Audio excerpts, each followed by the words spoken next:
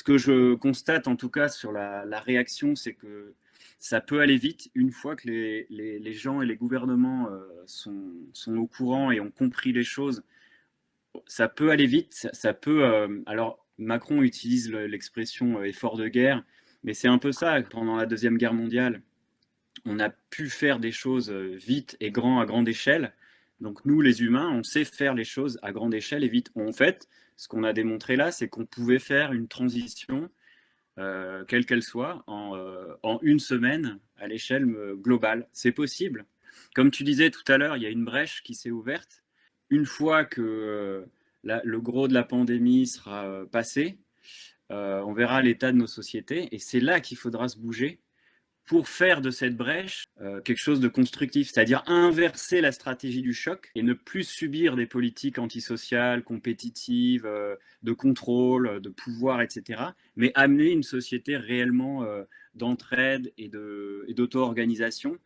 C'est comme si presque on attendait d'être contraint d'être mis à l'arrêt. Donc, reprenant la phrase de l'an 01, hein, on arrête tout et on réfléchit et c'est pas triste. Mais c'est comme si on attendait d'être mis à l'arrêt, hamster dans sa cage, et paf, il fallait nous être contraint d'arrêter pour qu'on arrête enfin.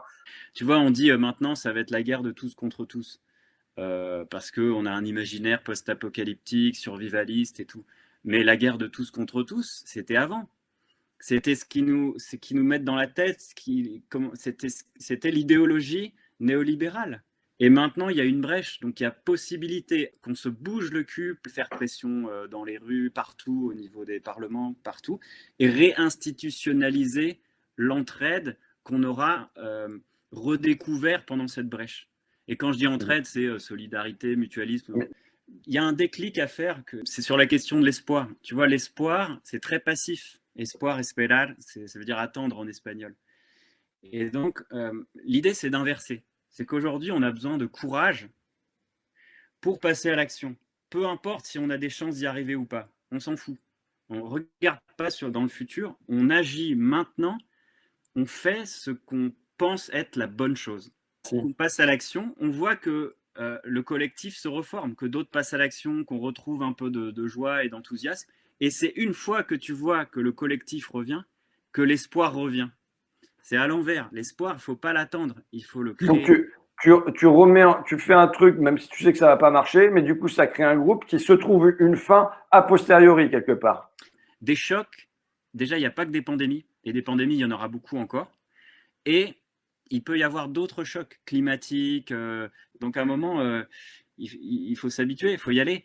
Et profiter de toutes ces brèches pour faire passer des choses. Là, alors, qu'est-ce qu'on fait passer? Si tu disais, bah voilà, il y a une décision qui est à prendre, tu vois, mais là, il faut vraiment qu'on soit bon pour que dans la sortie de crise, on ait, moi, je te dis, de mon point de vue, il faut qu'on ait 10 mesures que les gens comprennent très bien et qui saisissent. Et si jamais ces ruptures-là ne sont pas faites et qu'il y a un accord général, tu vois, il faut qu'il y ait un large accord entre le groupe qui va sans doute signer votre tribune, des syndicats, des associations, des partis, et qu'il y a un large accord pour dire voilà les 10 mesures qu'on souhaite et il nous faut une rupture sur ces 10 mesures-là. Et parce que il faut pas arriver avec 115 mesures non plus parce que les gens, ça va être trop flou pour eux.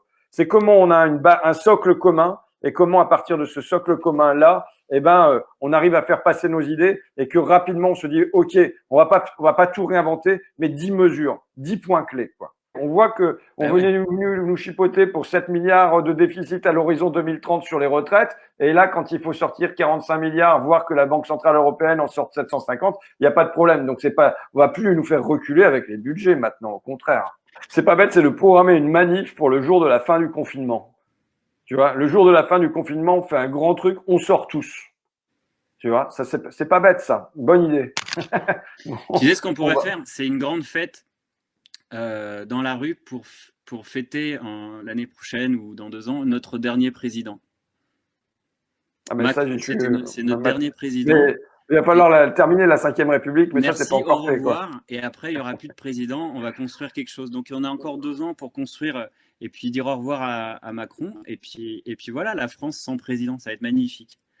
Et on va fêter partout, dans toutes les villes de France. Au revoir. Tu sais, comme Giscard d'Estaing. Merci, au revoir.